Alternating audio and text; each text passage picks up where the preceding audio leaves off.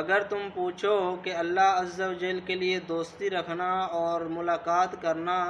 وغیرہ اس کے بارے میں کیا کہتے ہو، تو سنو کہ اللہ عز و جل کے لیے دوستی ہو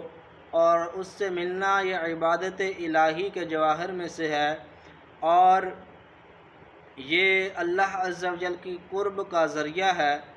اور یہ دل کا سکون ہے۔ لیکن یہ ملاقات کے لیے اگر اللہ عز و جل کے لیے دوستی ہو اور اس سے ملاقات کرنی ہے تو اس کی بھی دو شرائط ہیں۔ پہلی شرط یہ کہ بہت دیر بعد ملا جائے، جلدی نہ ملا جائے، کیونکہ حضور نبی کریم صلی اللہ تعالیٰ علیہ وآلہ وسلم نے حضرت سیدنا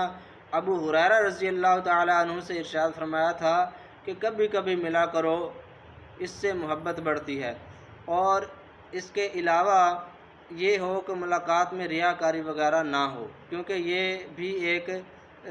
ریاکاری ہونا یا اس طرح کی باتیں ہونا یہ بھی خلل ڈالتا ہے۔